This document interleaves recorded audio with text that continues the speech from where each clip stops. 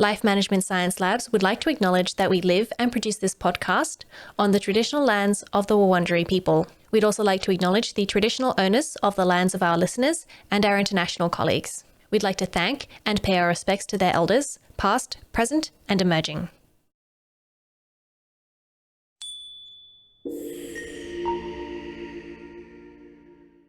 Hi everyone, and welcome to Room by Room, the Home Organisation Science Insights podcast, produced by LMSL, the Life Management Science Labs. We are champions of life management science, providing structured insights informed by science and inspired by practice on key aspects of conscious living. Each week we bring you scientific and practical insights on each element, with expert knowledge from professionals in the field. I'm your host, Gabriella and Joustra, coming to you from Naarm, Melbourne, Australia. Let's get started. Hi everyone, and welcome back to the show. Today I'm joined by Dr. Trivess Moore, a senior lecturer at the Sustainable Building Innovation Laboratory in the School of Property, Construction and Project Management at RMIT University, and Trustee Fuel Poverty Research Network. And we're going to talk about zero-emission housing today. So welcome, Trivess. Thanks for joining the show. No worries. Thanks for having me. So I think the best way to get to know you is if you talk about yourself a little bit. Sure. So I'm a sustainable housing researcher at RMIT University, and I've been doing that for about 15 years now. And my interest in sustainable housing came from probably quite an early age. My parents built a off-the-grid mud brick house, and so I grew up about an hour outside of Melbourne in what I thought at the time was a sustainable house. And so learnt about having to manage energy and to limit some of our energy consumption and to monitor water and all these types of things. And so I think for me, it was ingrained from a really young age that we need to be more conscious of our consumption within our housing, and that we could deliver housing much better than we currently do. And so then I went into an undergrad research program around environmental science and environmental management, and ended up working in research after that. And so my focus narrowed down on housing, and we have quite a few issues with the provision of housing, not only in Australia, where I am doing a lot of my research, but across the world. And we know that housing has a really significant impact on people in terms of health and well-being, in terms of finances. And so my interest really is about how do we use sustainability and sustainable housing to enhance those things, as well as helping to address some of our environmental issues. So you said that your parents' house, you thought it was sustainable, but it wasn't? No, I think it still largely is, but a mud brick house, and for a long time my belief was that mud bricks are a really good building material, and they are to a large extent, but it does take a lot of energy to keep a mud brick house warm in winter. And depending on your fuel type, may or may not mean that it is a sustainable house. But I think there's other materials that I'm aware of now that can do and deliver much higher improved sustainability performance. But certainly, we have those materials around us. You have the ground, you have the earth that you can make those mud bricks with. And so from a local material perspective, they can be quite good. It's so great that your parents, I guess, with their philosophy influenced you and your life path as well. Yeah, absolutely. And I think that having experienced living in a sustainable house and now going through the process of trying to retrofit my own house and to improve quality and performance there, it's from that lived experience that you can understand what the impacts and the benefits of sustainable housing can be. And I know that talking to some of the developments that are trying to deliver higher quality and performance in terms of sustainability in Australia, those who are leading in this space almost say, we don't have a sales pitch. What we have is a high quality demonstration home, and people come in the middle of winter and they're looking around, they're hot, they're taking their jumper off, they're like, where's the heating in this house? And they're surprised to know that there's no heating in there. So it really is a lived experience to a large degree, because we can talk about the savings in terms of your energy bills, but realistically, unless you're paying close attention to them, or you're noticing that from one quarter to the next they've gone up or down, that kind of day-to-day impact or improvement from performance is probably not noticeable to a lot of people, but it has that cumulative impact both for the individual household but across society as well. I know for myself that the main difference going from, autumn to winter isn't the increase in electricity price. That sort of comes halfway through when I'm like, oh my gosh. But it's actually the fact that my house gets so much colder. And I really feel it because my apartment is not well sealed or anything. And so I think that having a house that was really well insulated and kept that warmth without having to be heated, it would be, like you said, the lived experience of just noticing that the environment really affects you, I guess. Yeah, absolutely. And what we know is that the majority of housing around the world is not built for the current climate that we're in or for the future climate that we're heading towards. And so we have a really high percentage of housing that is really hard to keep warm in winter and cold in summer. And so we then require mechanical heating and cooling to make our housing livable.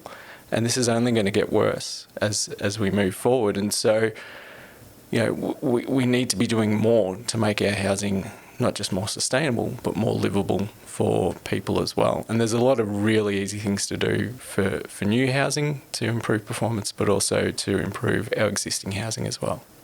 I can't wait to get into this, but first of all, we are going to get you to introduce yourself a little bit more with the Have You Met Trivess? So our first question is, what's your favourite book?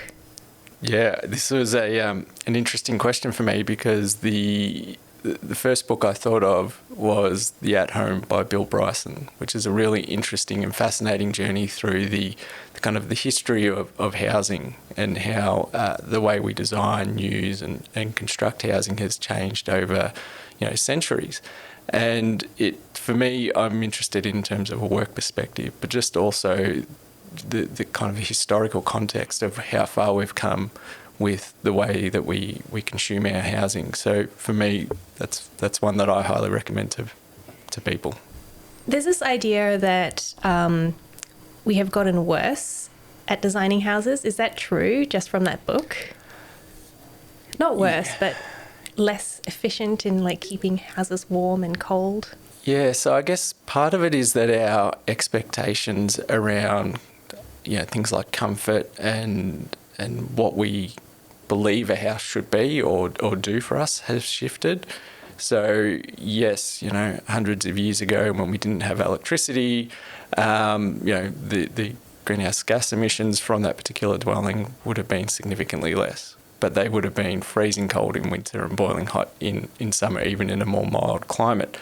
And so what we see is that with design, material, technology improvements, that the quality of life has changed as well. And so it is a little bit of a chicken and the egg situation where we can reflect back and think perhaps they were a little bit more sustainable, and certainly there's a lot more we can draw upon from previous generations of housing. But I'm not sure that we are going to be encouraging people to completely go back to that type of housing. One of the things I think that is really a key change, though, in recent decades is that we used to be a lot more adaptable to our thermal comfort by just using the house to kind of improve those conditions. So opening windows, sleeping out on the porch during summer, some of those kind of more passive techniques to improve comfort, whereas now we just design to assume that the air conditioner is going to need to be used. So I think there's certainly some things we can look back on and try and incorporate a little bit more, but it's an interesting kind of thing to reflect back. But certainly the book highlights some of those changes, even the changing norms and expectations of how we all now expect to have large bathrooms, multiple vanities, multiple toilets, all these types of things, which all have an environmental impact. And so I guess the book challenges you to think about the core ideas of what housing is or should be and the impact of those decisions we make. I never thought about how,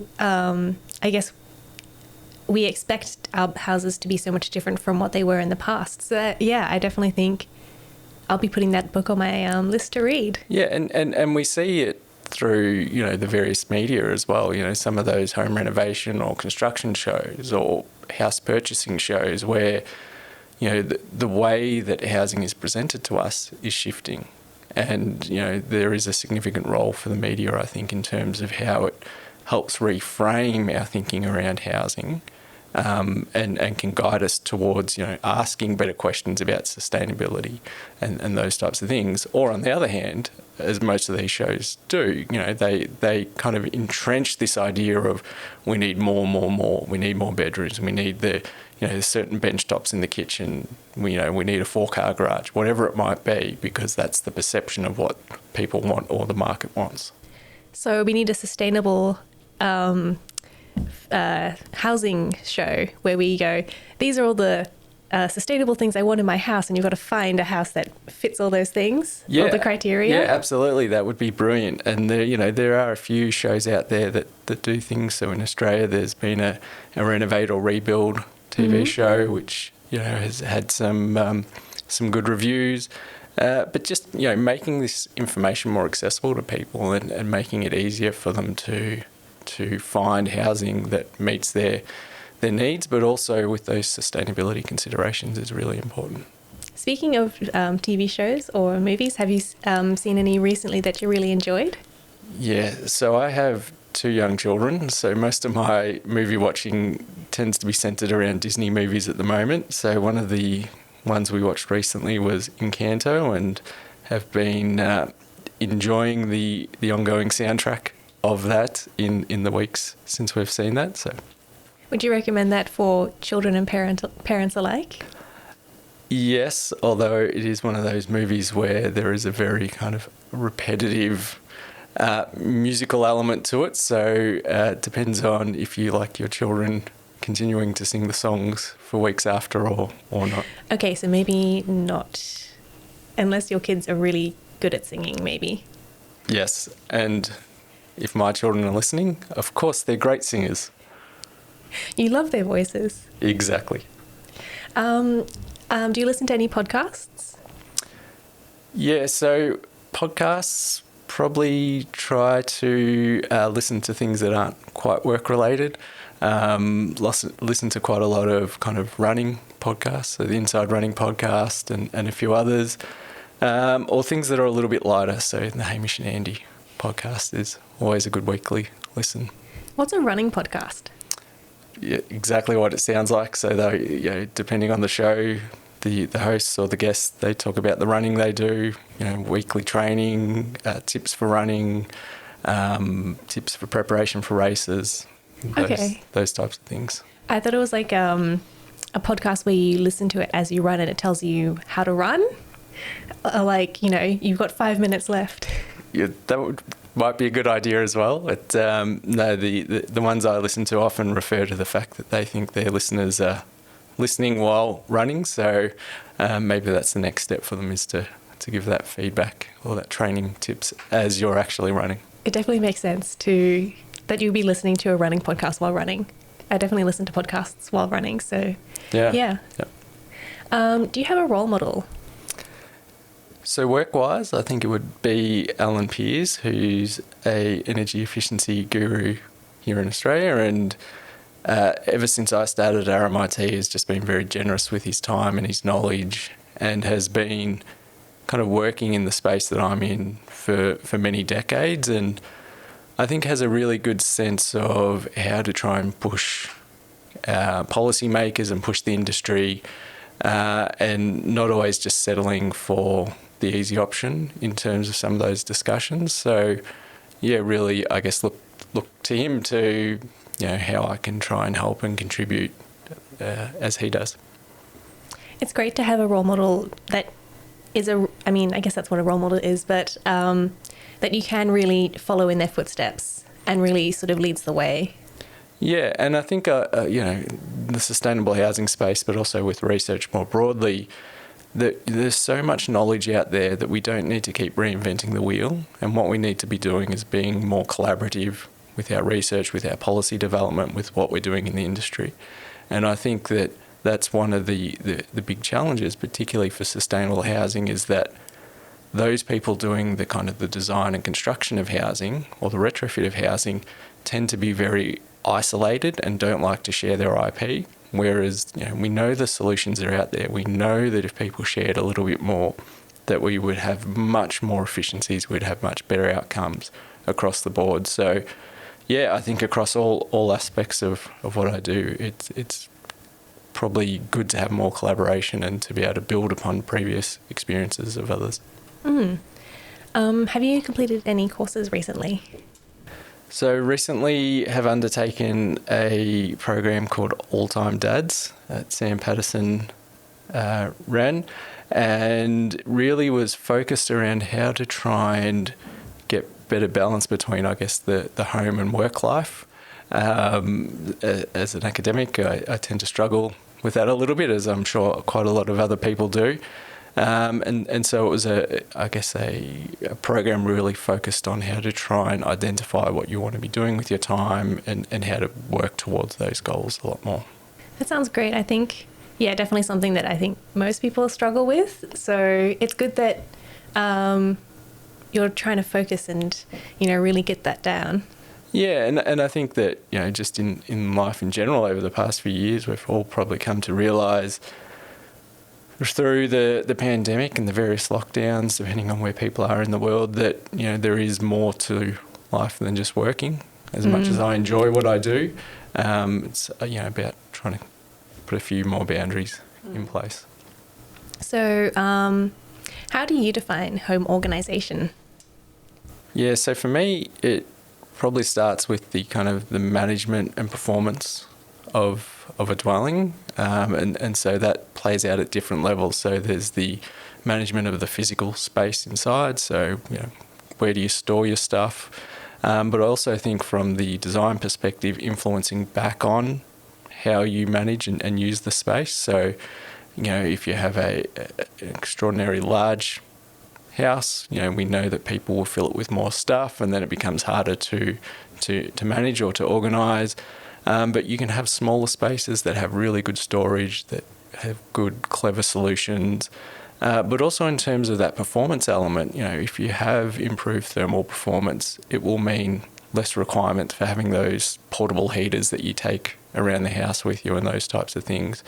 I think that, in improving the sustainability and quality of a house really does relate to home organisation, because it improves use, it improves function, it improves livability.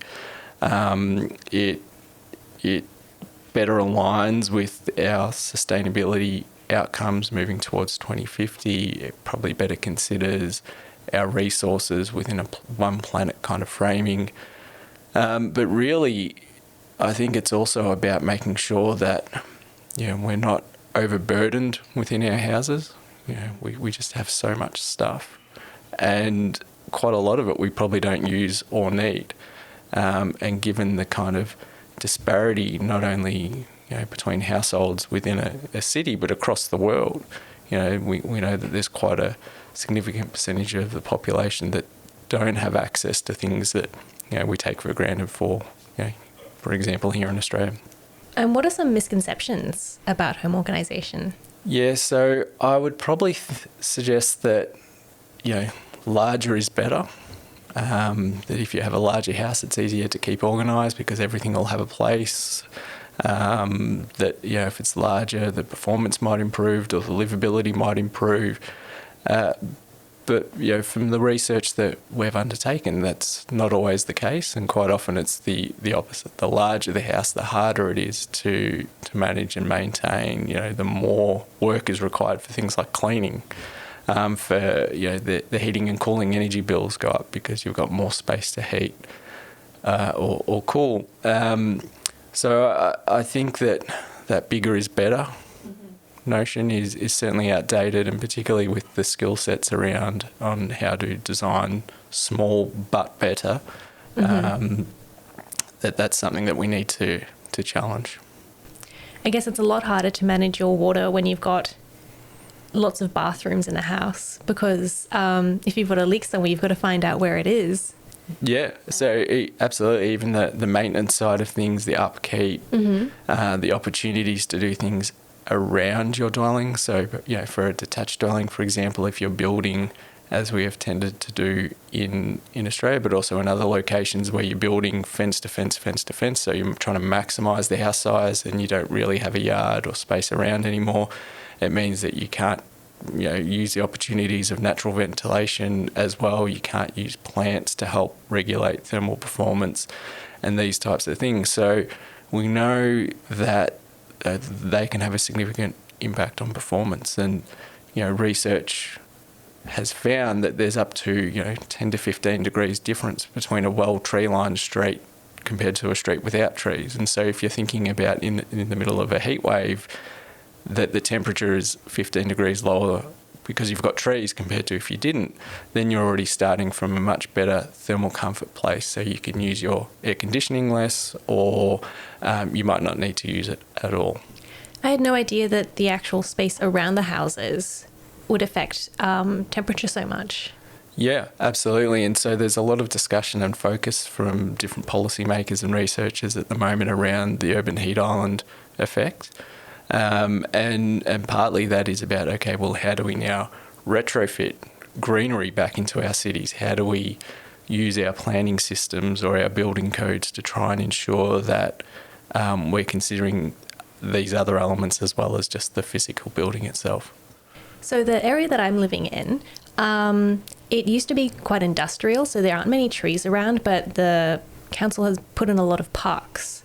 Does that affect the temperature, or is that, I guess, it'll make the area nice in different ways, but it's not going to help with the temperature? No, absolutely it will. So any opportunity, even from a single tree or a shrub or these types of things, are really critical for improving temperature and performance, thermal performance more broadly. If you can do it at a park or if you can do it at a larger scale, then those benefits can be larger. But any opportunity to have greening, I think, is really important. And this is one of the challenges we have as we move as a global society to a more dense society, and we start living in medium and high density housing more often, is how do you try and bring some of those things into an apartment block, for example. And so those ideas of trying to be able to grow things on your balcony or having green walls or green roofs, these types of things are starting to be seen more often. And part of it is the aesthetic element, and part of it is around some of that performance element as well. I did recently go to Singapore, and I was really amazed by how much greenery there was. There were plant walls everywhere. There were little, I guess, canal areas where there was just trees and chickens, which I was really astonished by. And I guess that would help with the temperature. Yeah. Yeah, and it's not just the plants as well, but we are in a society now where our cities are largely concreted over, everything's built over, and so what that means is we don't have an opportunity for the rain and the heat to disperse a little bit more naturally into our ground. And so by having more plants, then naturally we're going to have more spaces that aren't just concreted over. So does ground not just absorb water but also heat? Yeah, so it can help regulate the thermal performance of the air, but also it can be used in the design and construction and performance of a dwelling, where you can make better use of the kind of the thermal energy bank, I guess, of the earth in some locations. So when I was a kid, I always wanted a Hobbit home, like a mounded hill type thing. Is that a good way to build? So the short answer, I would say, is yes, in some ways. You can get some really great thermal performance improvements. It does restrict other things. So there are examples of housing that are built into a hill or have the earth covering added on one side or multiple sides of the dwelling, but then it limits where you can get your natural light from and these types of things. But it also, if we think about the scale of the housing that we're needing to build each year, it's perhaps not the most feasible option to be doing that at large scale, but certainly it's something that could be utilised a little bit more. Yeah, I guess you can't have a high-rise Hobbit home. Well, who knows? Maybe you could try it, but certainly in our cities, it's a little bit more problematic. But in our regional areas, using some of those techniques might be more appropriate. So, what is zero-emission housing? We've talked about it quite a bit already, but what is it? Yeah, so there's probably two key ways to define zero-emission housing, and some people will focus on the whole of life impact, so from the extraction of the raw materials for a dwelling right through to the kind of construction process, the use phase, and then what happens to the dwelling at the end of life. And so researchers and some of the policymakers are advocating that more holistic approach is more able to capture the environmental impact of a dwelling, and so trying to get zero emissions across that process. Typically, though, we talk about it in terms of the use phase of a dwelling, so the consumption of energy, essentially, in the living of a dwelling, and so trying to address that through a reduction in energy use to begin with, but then improving energy efficiency, and then kind of the last stages being around the use of renewable energy, either on-site or off-site, to compensate for the remaining energy. So you mentioned already a few ways to reduce the impact of the house on the environment. What are some other ways that you've had a look at? Yeah, so it depends if it's a new house or an existing house. For a new house, there's some things that you can do right from the start in the design stage to really make significant improvements, and that's making sure you're orientating your house in the right direction so that you're maximising the performance of the sun in winter and summer. You're considering the improved thermal performance of the building envelope, so really, I guess, adding significant levels of insulation in the walls, floor, ceiling, making sure that it is airtight, although if it does get too airtight, then you start to get some challenges where you need to then add in mechanical ventilation to help address some of those issues. So some of the really high performance standards like the Passive House standard out of Germany would require that mechanical ventilation to help ensure a safe indoor environment, but very high performing dwellings.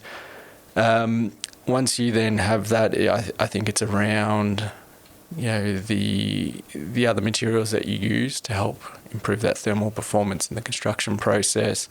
But then it's also about the technologies that are included. So we're seeing a shift away from the inclusion of gas in housing, for example, towards the all-electric house, and part of that is the ability to generate your own electricity on site, so it becomes renewable, whereas gas is more problematic, although there is research occurring into how to make gas more sustainable moving forward.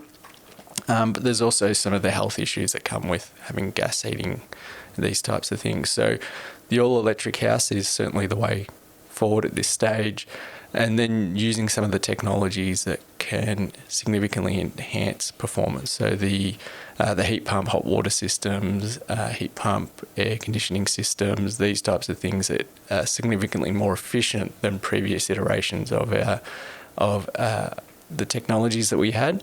For an existing house, it really, there's some low cost things that people can do. Obviously, you can't reorientate your house if it's not facing the right way. Making sure you've sealed up all the gaps and cracks around your house is the first thing, and that's something that most people can do themselves, going to a local hardware store and getting some sealant and doing that. Making sure there's some insulation, particularly in the ceiling if you have access, but if you don't have access, then there might be some other opportunities to try and improve the performance through the ceiling there. Insulation under the floors if you've got access again, and the walls. Windows are often a really weak point in a house, so making sure you've got, as a starting point, some really good thick block-out curtains or external blinds on those windows. If the windows are in good condition, you could add a secondary glazing level or a film on some of the windows to help improve performance. or if they are kind of needing replacement, or you really want to go that extra step, then complete retrofit of double glazed or triple glazed windows would be something you can do, but often have a much higher cost than those other things that you can do. We mentioned nature and the importance of nature earlier. That's something I encourage people to do, is to have a garden if you can, and that will help improve performance as well. So it's not just thinking about the technical elements of the building, but also what's around it. So you mentioned before orientation. What way should the house be orientated? Yeah, so in Australia here, it would be orientated towards the north. So you would have your living areas towards the north, and you'd have your bedrooms towards the south. In the other hemisphere, it'd be the other way around. There are some suggestions that orientating just off-centre is actually better, so that you can then maximise morning and afternoon sun a little bit better. But there will be experts in each location that people could reach out to get some more nuanced information about that. So I guess the most important thing is to do some research, but also to find an expert if you're building your house, to help you to decide how to orientate things and what to include. And if you're retrofitting.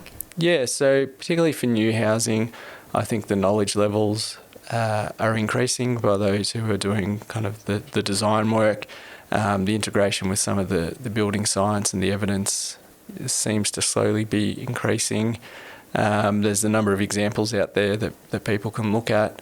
And so I think, really doing some homework first before going and talking to some people, but also having a clear understanding of what your intent is, because it may not necessarily be to have a zero emission house. It might be to have a thermally comfortable house. It might be to have a house that has no energy bills. And so while they're all broadly circling kind of the same kind of outcome, depending on what your focus is for you or your household, then it may require slightly different design or technology outcomes.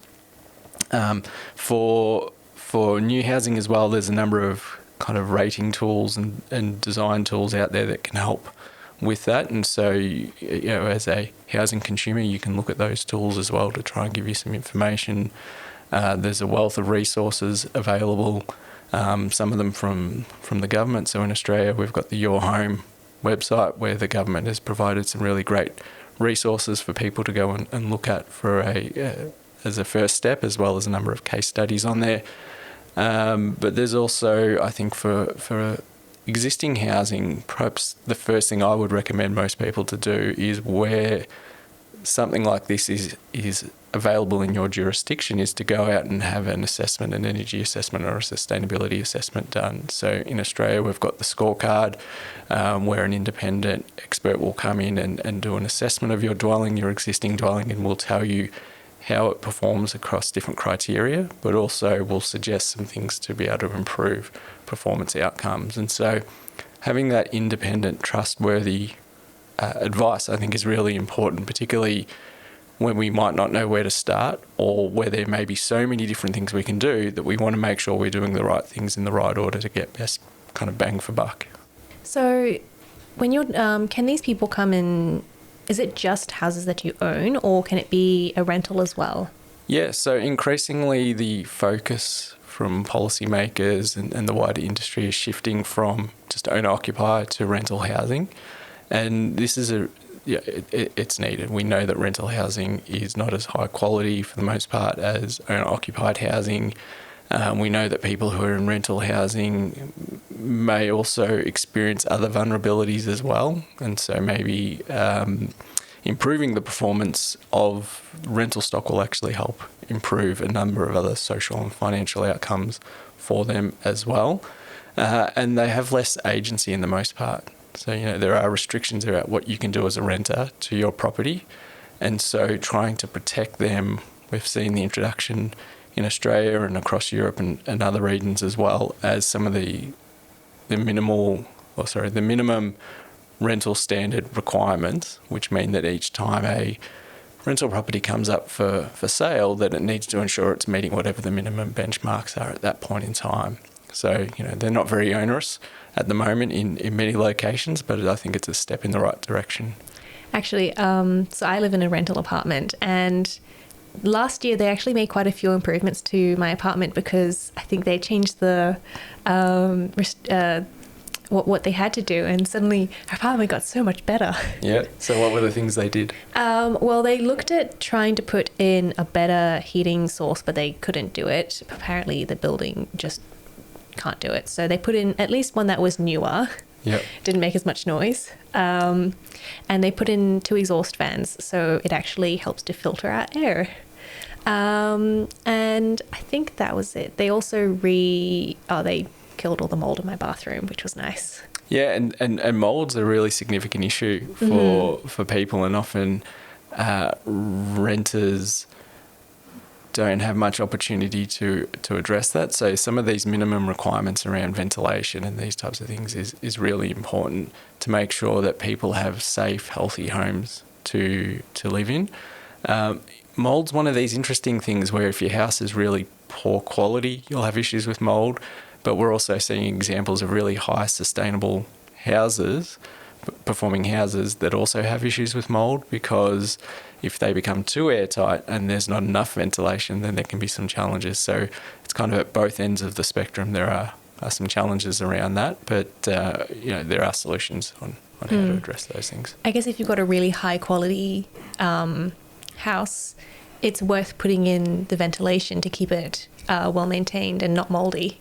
Yeah, and again, the experts will be able to help determine what type of ventilation and the size and all those types of requirements, if they are required, and some of these things can be retrofitted if needed. We were touching on earlier on, the previous generations would have had more of a kind of a passive approach to heating and cooling, opening windows, these types of things, and I think that we've tended to forget to do some of those things as well. So some of these issues around mould are not just the quality of the house, even though the quality is probably pretty poor in most cases, but also just making sure that we as housing occupants know how to use our housing to keep them kind of safe.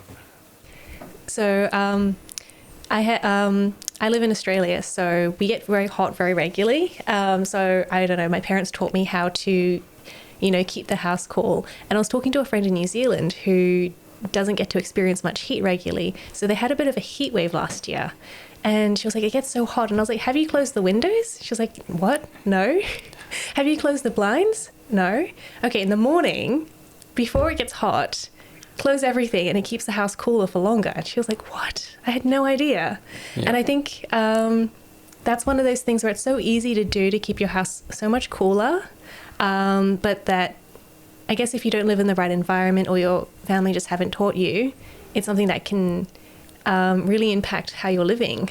Yeah, and we don't get guides on how to use our housing. Like, if you buy or rent a house, you don't go to the previous occupant or previous owner and find out all the tips and tricks. You figure it out on your own. And if you're coming from a climate where you haven't had to experience these things before, then there is that process of how do you build this knowledge or how do you change things.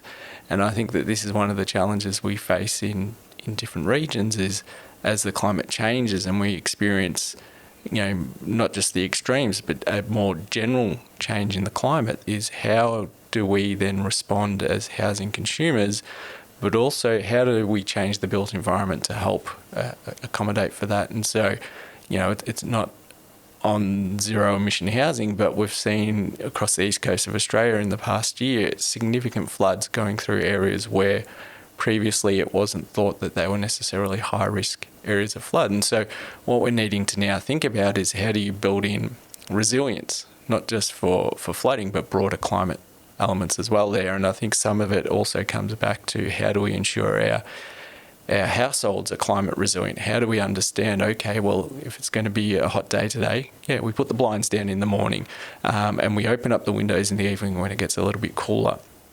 Or in some cases, if the house, we know it's not going to perform very well at all during the middle of a heat wave, where else can I go and stay?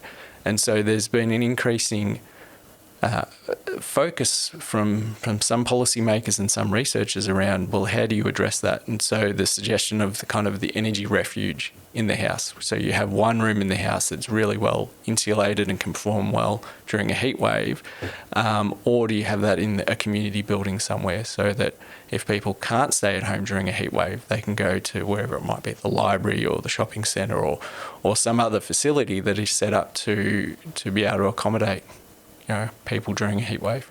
We actually did that a couple of years ago during the bushfires. There was one 40-degree day that was after several days of 35-degree weather, and our house was unbearable. So we actually went to the shopping centre, not to do shopping, just to sit inside the air conditioning. And there seemed to be quite a few people doing the same thing.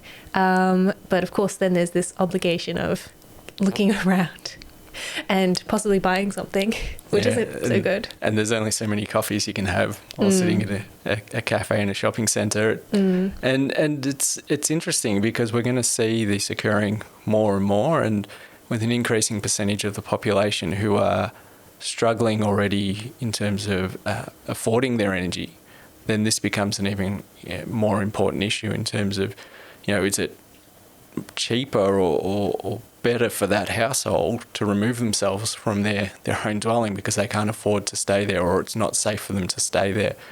And there are social implications for that. I remember talking to a tenant in some social housing in Australia a number of years ago, and had done his own monitoring of thermal performance during summer, and said that his particular place that he was living in got up over 50 degrees there, and he was just like, the health impacts from that were just massive for him, as you would expect for anyone. And so he then went and stayed on a friend's couch, but then there was a whole range of social stigma attached to that, and it was a really challenging experience for him. Whereas if that house was designed better or had better insulation, better performance, he would have been able to stay in his own dwelling. So we've talked a lot about houses, but is there anything you can do in apartments? Yeah, absolutely. So apartments are an interesting one. In Australia, where I do a lot of my research, the newer apartments tend to have an average performance which is better than the average performance of a new dwelling. So it's already starting from a little bit of a higher starting spot, but you do get a very significant variance across an apartment development. So depending on which orientation you're facing, depending on what level you're in, but there are some shared benefits that you can get from an apartment block. The thermal performance between walls, for example, and between floors is something that can help improve winter thermal comfort. But there are other challenges as well. You don't necessarily have access to add more insulation or to change your windows or to add solar onto the rooftop. So some of those retrofitting options are a little bit more limited. But there are people who go out and specialise in how to improve apartments, and what we've seen probably is that the common areas in apartments have been the focus of a lot of people, switching out the old lighting to LED lighting, making your lifts more energy efficient, thinking about if you've got any amenities like a pool or a gym, those particular spaces. But now we're starting to see those questions come up about, well, how do we, as an individual apartment, improve performance? And it is a little bit more challenging, again, depending on where you are in the world. Some of those kind of building management or strata laws and requirements may limit what you can do, but there's certainly some things that you can do to improve the performance, through improving, whether it be the glazing or with a secondary glazing level or a film on the window. Even in some cases, you might be able to add insulation from the inside rather than the outside. And I guess thinking about your technologies as well, when you don't have much other option to do other things. So making sure your appliances are as energy and water efficient as they can be, but obviously not replacing them before the end of their natural life, unless they're really old and really poor performing. So that's an interesting point. Is it better to keep what you have, or to get something that's more efficient? Yeah, depends a little bit on what it is that you're thinking of replacing or updating. You know, if your fridge is 20 years old and kind of ticking along, it's likely to be really energy inefficient, and so your energy savings from getting a new energy efficient fridge might outweigh the environmental cost of getting rid of that fridge. There are a number of kind of recycling and reuse opportunities for appliances too, and so looking into how you can provide another home for that fridge or that appliance, I think should be high on the agenda if you do look to replace. But if it's something that's a little bit newer, an appliance that's a bit newer, the benefit might not quite be there.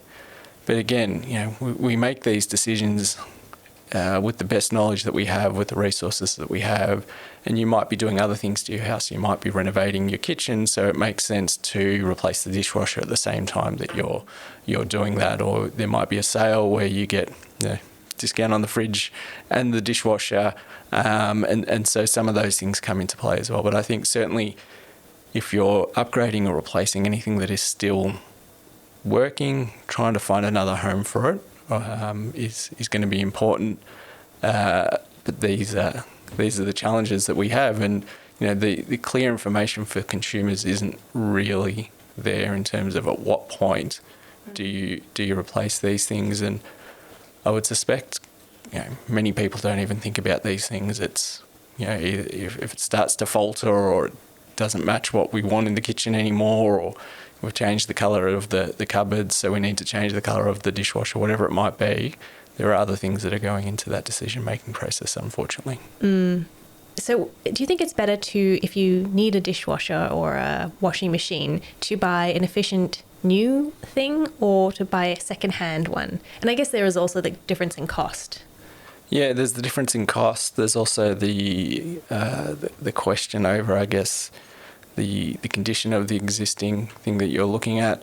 Absolutely, as a starting point, not even just for appliances, but even some of the materials you might use in a renovation or a construction process, trying to see what's already out there in the market. The second-hand market is really important, and in terms of building materials, that market in different regions of the world is growing, and there's a better process for taking materials from existing buildings or where they've been used previously and repurposing them in the built environment.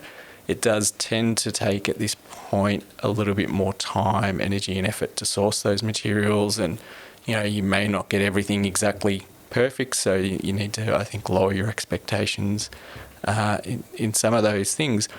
And I think the same for technologies. You know, there is a growing market out there for selling second-hand things, and you know, depending on what your requirements are, certainly looking around and seeing what you can find that you could repurpose will help, because anything that we don't need to make new will help reduce environmental impacts. What about things like solar panels and other, I guess, I'm not sure if you can make electricity at home any other way. Yeah, so there's probably different innovations out there. I've seen some of these kind of smaller scale wind turbines that are kind of a per dwelling type of approach. There's innovations in kind of trying to combine the kind of the solar technology into facades and into windows, these types of things. But certainly residential solar is probably the biggest focus in terms of the provision of renewable energy at the dwelling scale. Again, you know, it's really an important part of the wider transition to a low carbon future and to a renewable energy future. And for a household, you know, it's often the most tangible benefit that they can see from a retrofit or you know, even for a new house is by putting the solar panels on to my bills are much lower or have been eliminated. They can really make that strong connection, whereas putting extra insulation in the wall, they may not notice it at all. You know, they might reflect at one point in time that it feels a little bit warmer or a little bit colder because of it. But really, solar panels are quite important for people to help make their housing more affordable. One of the challenges for solar panels, though, is that, you know, regions of the world regions across Europe and Australia have really seen this quite high uptake of solar panels over the past 10 or 15 years, but we don't have a very good end-of-life recycling process for those panels. So in the next 10 years or so, we're likely to see quite a significant uptake of those panels and those systems needing to be replaced. And so the environmental impact is going to be quite significant if we don't have a way to recycle, repurpose, or reuse those particular technologies. And who is in charge of, I guess, figuring that out? Yeah, so I would say the government probably needs to step up, or governments wherever that may be. Governments will push that back onto the industry and kind of say, well, you need to find a solution. It needs to be one that can work within the current market, so the economics need to be there. But I would argue that, given the climate emergency, we need to take economics out of the discussion as the only reason for doing something, and when we need to be thinking about the benefit more broadly. And so we've seen a number of countries in recent years have some really significant issues with waste and with recycling processes. So we need to make sure that technologies, as they start to get to the end of their life, aren't part of that issue. What other, areas can government's policy improve with zero-emission housing?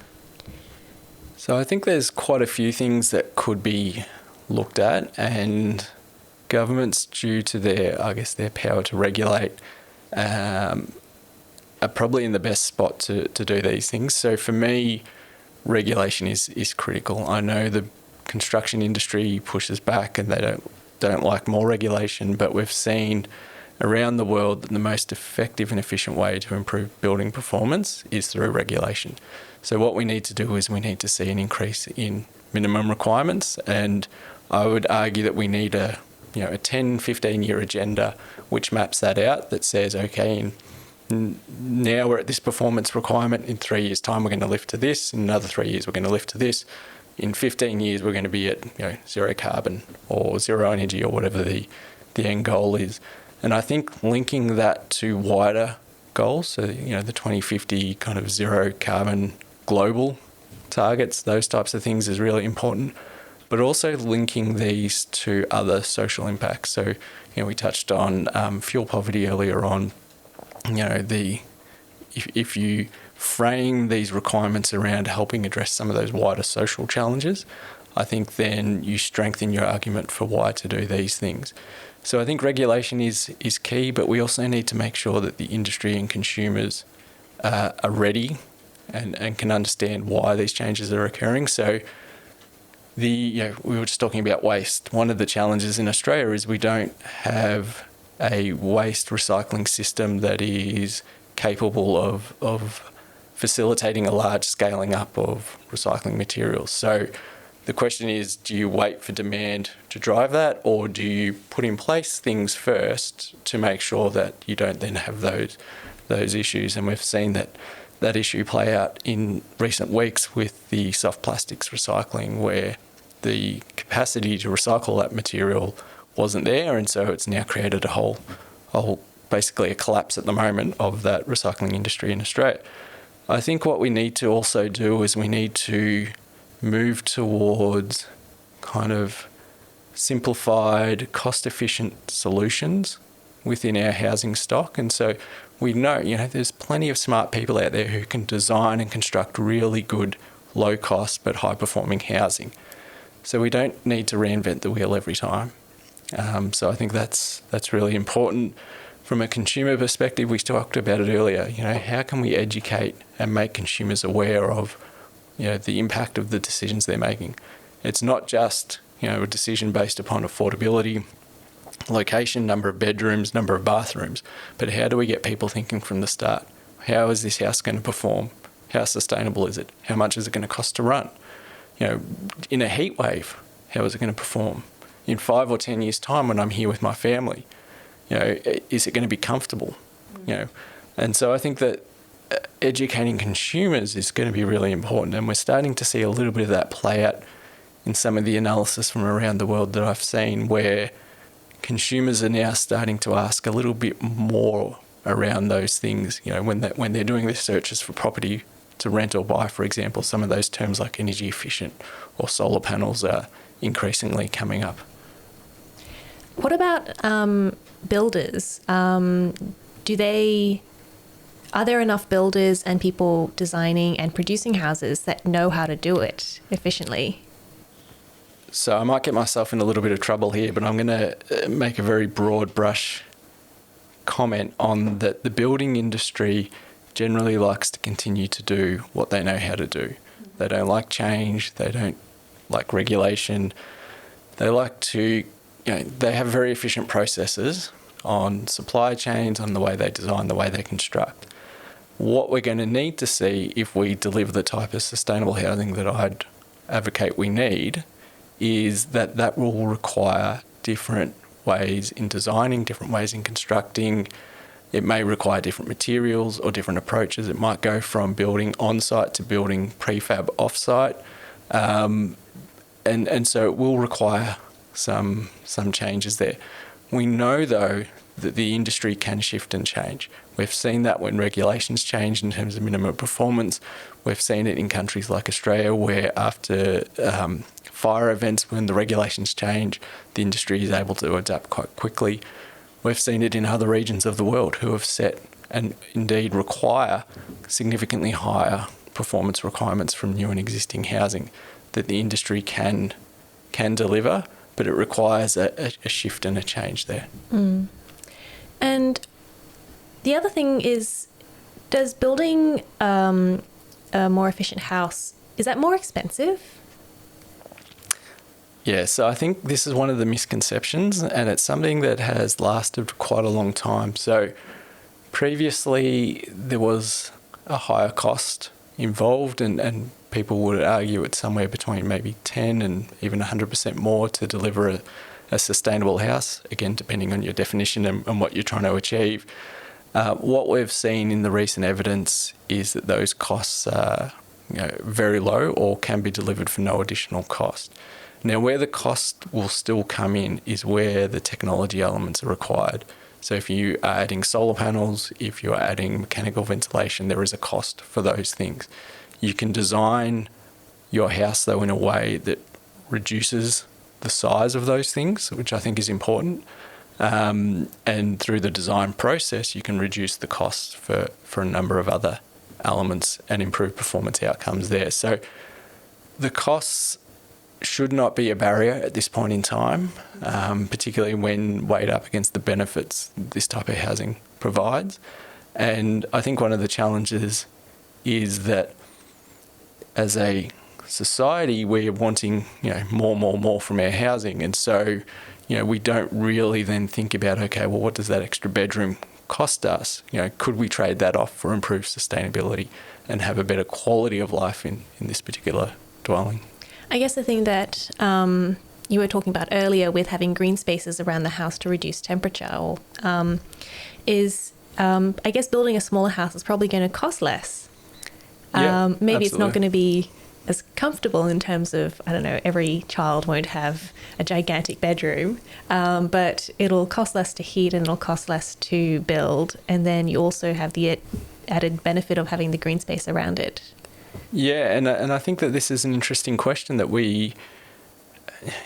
the building industry more broadly will suggest that they're providing what consumers want, and consumers probably don't really know what they want other than, what they've seen their friends have or what they've grown up in or what's available on the market. And this is one of the challenges that we have in terms of how do we show people, how do we demonstrate to people that you can have high quality, high performance, but still have the space or the functionality of a dwelling that you think you need, and in fact it becomes enhanced. There's a number of examples around the world of where the house is not necessarily tiny, it's certainly smaller than what you would have in the normal market and can be delivered for the same, if not lower cost. But it may require some of those trade-offs. So the bedroom might be slightly smaller, but you might have better connection from the inside to the outside. You might have some of those, shared bedroom arrangements, or it might be a single bathroom, heaven forbid, these types of things. And I think that questioning what we want and how we use housing is really important. And I think that we need to do that as individuals, but also as a society, because we need to recognise that the way we're currently designing, constructing, using housing is not sustainable moving forward. And a lot of what I'm talking about today is, in developed countries. If we think then about developing countries where, there is an undersupply of housing, full stop, there is an undersupply of reliable, safe, secure energy, water, these types of challenges, then the challenge of providing sustainable housing moving forward, is a really significant challenge. But sustainable housing can even help in those kind of developing country contexts where they don't necessarily have to go through the process of, the standard housing everywhere else to then make it more sustainable later on. But in fact, making them more sustainable from the outset is likely to help them moving forward.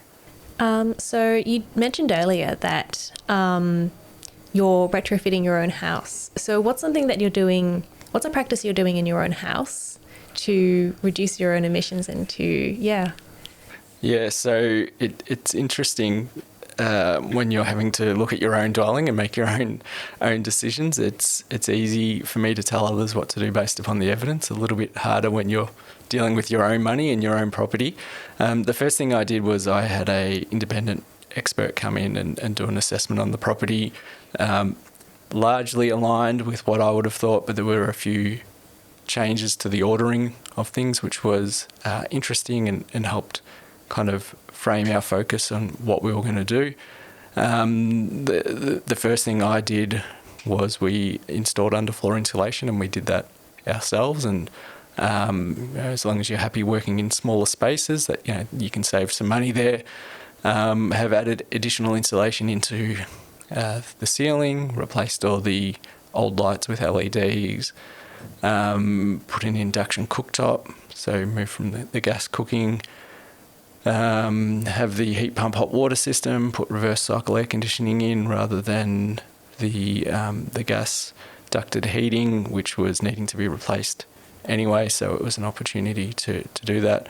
Have some solar panels, and once we kind of did those things, and I should have said one of the first things we did was go around and seal up all the gaps and cracks and actually change some of the curtains to be better quality.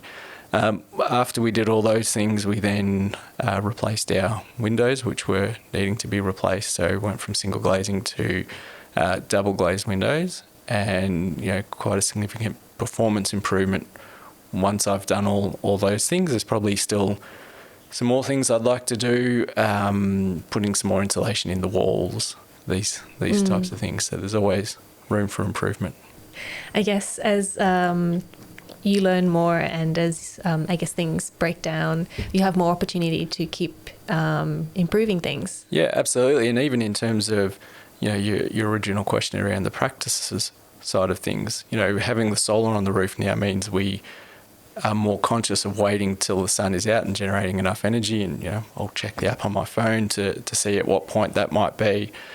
Before we do things like put the dishwasher on or put the washing machine on, so that we're trying to maximise the consumption of the energy we're producing. And so some of that requires some shifting of practices, even with the use of heating and cooling, particularly in summer. If we know it's going to be a particularly hot afternoon or evening, we might put the air conditioner on a little bit earlier just to almost pre-cool, because we have the solar generating that energy for us.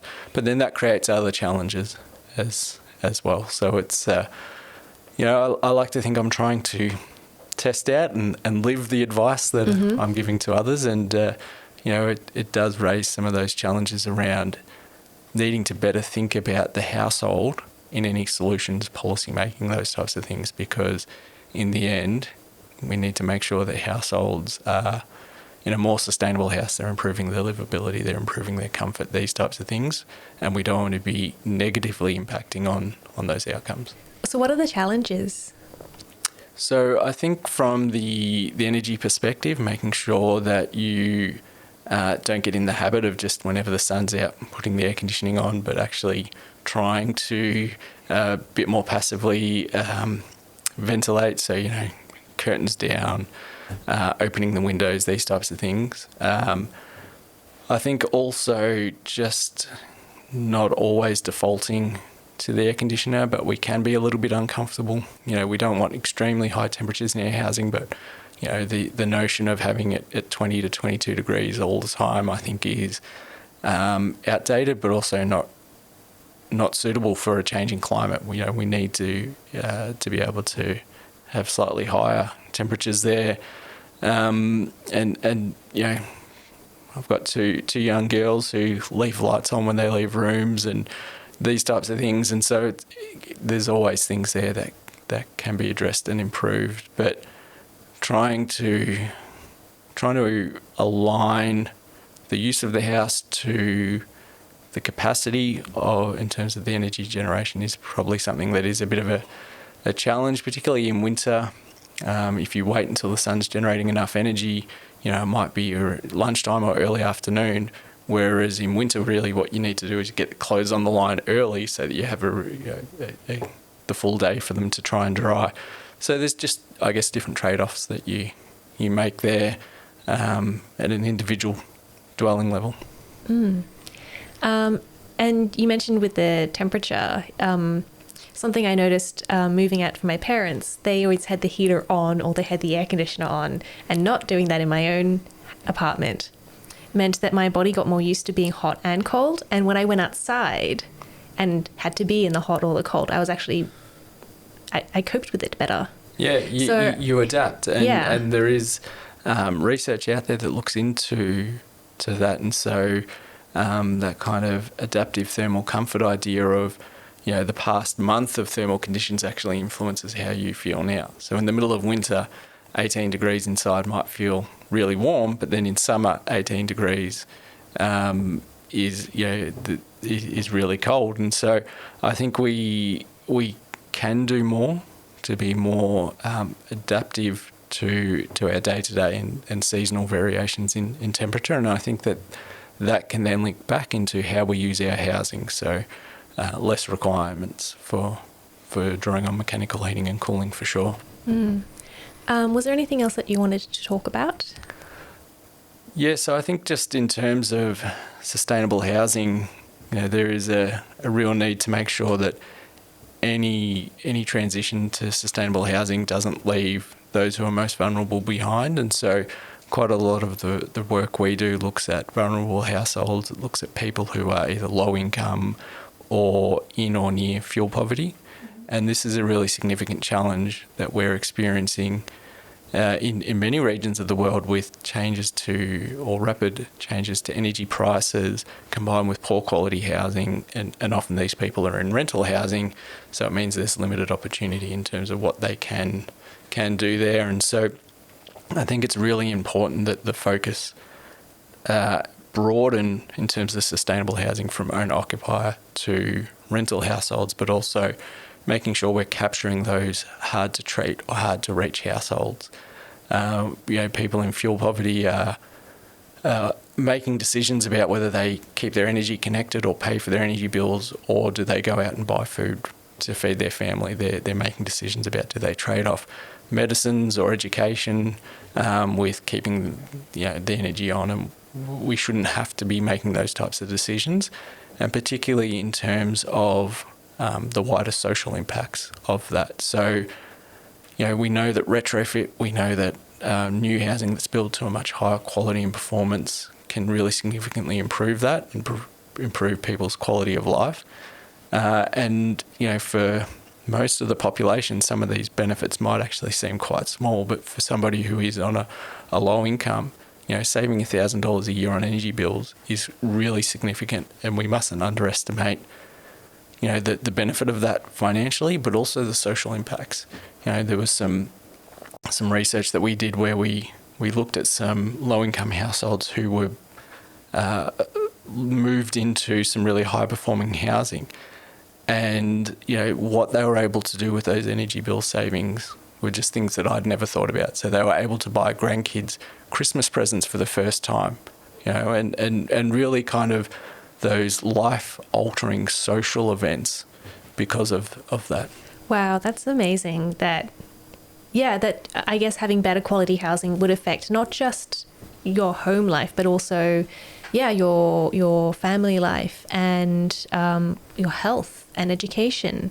And I mean, all of those things are so important. I don't know what I would do if I had to choose between staying warm in my house, or cold in my house, which can be dangerous, if the temperatures are extreme enough, and eating or having medications.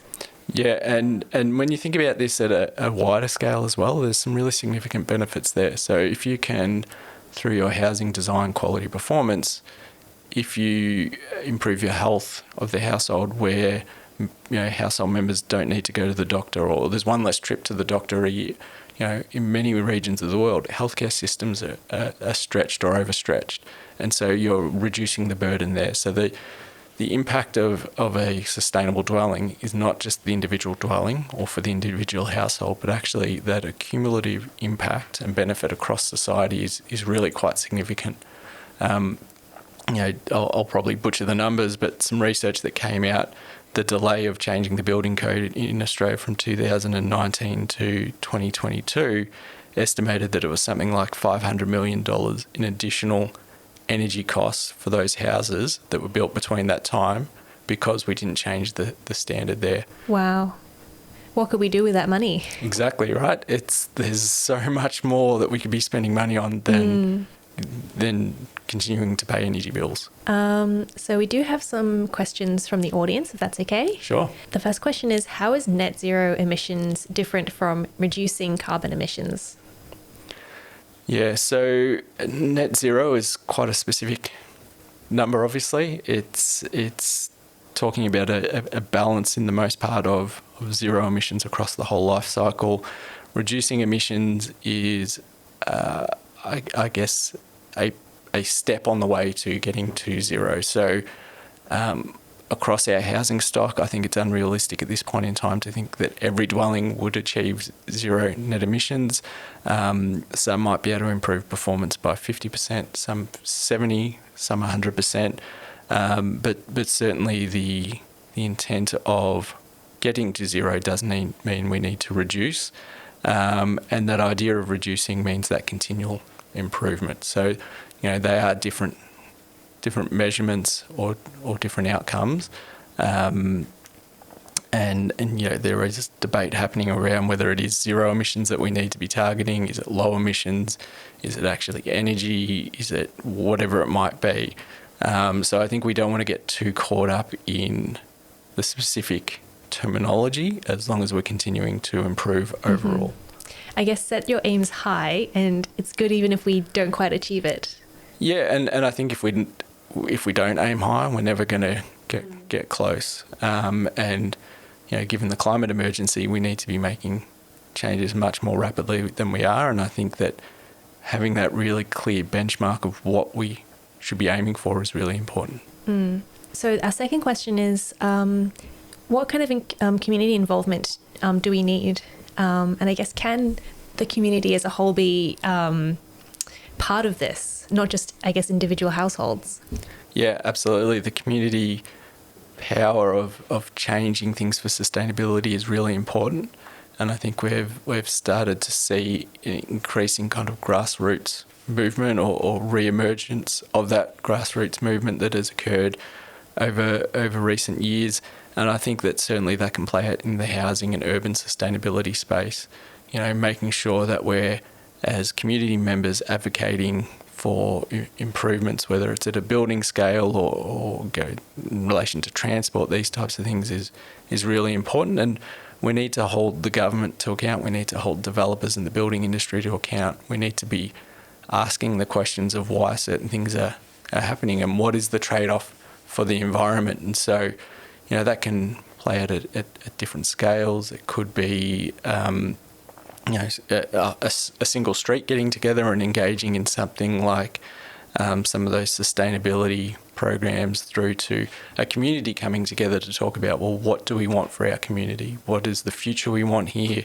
And quite often that's beyond just an individual house or those things. It's around, what is the type of community we want to create. It's around who do we not necessarily want to exclude from this community, but how can we all support each other to get to that kind of goal? How can we hold events? How can we build that local element more into our communities so that it's not just that this is where people live and then they go and work somewhere else, but this is an actual thriving community where people can support each other, where people know their neighbours' names, those types of things which have, really, I guess, become less common in recent decades. We've sort of talked about this a little bit, but can you have zero-emission housing in a really dense neighbourhood? Yeah, absolutely. So there are things you can do at the building level there to improve performance. One of the challenges, I guess, in a more dense neighbourhood might be the on-site renewable energy generation, but there are options to do that off-site, renewable energy, community farms or purchasing green energy, these types of things can help to address that. And I think that we're going to need different solutions for different building types, and we shouldn't think there's going to be a one-size-fits-all approach. There are some really significant benefits from higher density, and I think that we will still need a mix of housing types moving forward to cater for different people's requirements. But certainly the evidence suggests that slightly higher density, perhaps not skyscrapers, but somewhere in that region of kind of 4 to 8 stories is probably the sweet spot for sustainability when you consider things like the material impact, the energy impact, the community within the buildings, these types of things. Oh, that's interesting. I think people always think that those houses are the best thing, but it's interesting to see that it's actually, dense housing, which is better for the environment. Yeah, and so some of that is from just the the efficiencies of materials and performance there, but it's also to do with how are we going to house a growing population close to amenity. So what we tend to see in countries like Australia is that cities just keep expanding, and so what that means is you need to keep replicating amenity where those new neighbourhoods and suburbs go. Whereas actually we have quite a lot of capacity within our existing amenity in most cases. And particularly along public transport corridors, which could facilitate higher numbers of households. And so really being targeted where that development goes is really important. You don't want to put a more dense population into an area that doesn't have that capacity to take it. But certainly we can be doing a lot more within our existing kind of urban boundaries. If people want to find out more about you, where should they go? Probably the easiest thing to do is to just Google my name and RMIT, and my profile should pop up. Otherwise, people can email me at trivess.more@rmit.edu.au. Great. And I'll put some of those links up on our show notes as well so people can find you. Thanks for talking to me. It was really interesting, and I'm going to go home and block up all of the gaps in my house because I've noticed them growing. Thanks for having me. You've been listening to Room by Room, produced by the Home Organisation Science Labs, a division of LMSL, the Life Management Science Labs. More episodes like this from across 10 life management perspectives can be found by searching LMSL on Apple Podcasts, Google Podcasts, Spotify, and YouTube, and any other podcasting apps available on your smart devices.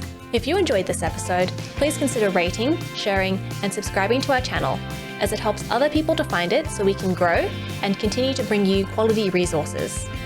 More of our work can be found on our website, ho.lmsl.net, where you can join our movement. I'm Gabriella Joustra, and thanks for tuning in.